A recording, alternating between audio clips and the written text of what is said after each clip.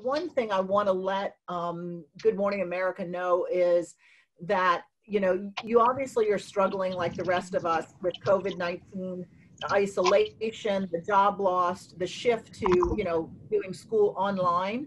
But the other thing that they have to understand is sort of, you know, what you guys have experienced. And some of you entered foster care at a young age, but most of you that I've spoken to entered foster care as a teenager. And the things you experienced, from physical to sexual abuse to neglect and abandonment. I mean, some of you talked about witnessing your biological family involved in domestic violence or substance abuse or being imprisoned. And some of you talked about the passing of a biological parent that brought you into care. You've gone through, you know, many of you talked about being homeless, and that you have changed foster homes and schools multiple times. But I think what's most exciting now is that you are, all of you are forging your way through college or in the workforce with very little supports. And so really what I want them to know is just how resilient you are. And I always say this, and I've talked this about when my father passed, it's, you know, I always wanted to say I am who I am despite how he treated me, but I realized I am who I am because of what I've been through. And so because of your lived experience, you guys are really poised for greatness. And that's really how I want to start the conversation. Does that sound good? Yes? Covers it? Yes? Represent you guys. I want to represent you guys. So tell me if I'm off, but that's what I heard talking to you all. I think it sounds good. Yes. Okay. Yes. Okay.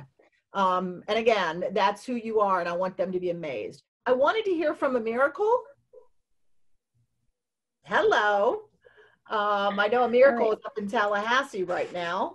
So tell us a little bit about how COVID has impacted you.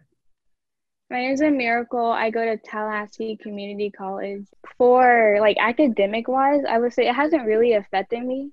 Like I was fine with not going to school because for my English class, we had to do a presentation where we had to memorize a public speech. And I was like, wait, if the corona happens, that means we don't have to go to school, which means I don't have to present, which is awesome. So I was like, I'm fine with not going to school. So that was a positive. Yes, ma'am. But it definitely affected my therapy. So my therapist gave me a lot of coping skills, especially like with corona. Like I'll go running whenever I get anxiety. I have really bad anxiety. Like I'm anxious right now. Woo, so bad. You're doing great. You're doing awesome. Sorry. You're doing awesome. Yep. I go running whenever I get anxious or sad or depressed. Because when you're in therapy and you're like going back to those traumatic events and you're feeling all that pain all over again, your emotions are like mad, sad, frustrated, angry. Like my therapist described it as an ocean of like different emotions. And so like I just start going running, or I'll go walking, or I'll journal, or I'll listen to music, and then I feel like totally fine after. So yeah, that's how it affected me. Thank you so much for sharing, a miracle. Does anyone want to just give her some props up, or just recognize sort of you've been through it? Yes. Yeah. Amazing. So I think everyone on the call has been through similar things, and so thank you for being so open about how you feel. So really appreciate it. You're welcome. I wanted to. Yep. Go ahead. I wanted to say something. So it's funny because I go through the same therapy as well, and and it's very like helpful. But like she said, like with this whole thing going on, like I feel you, like, and how like stressful it is not to be there, because it's different doing it over the phone, because you can kind of have somebody to like balance out your emotions. Like that energy from the other person is different being like in person with them than being on the phone with them.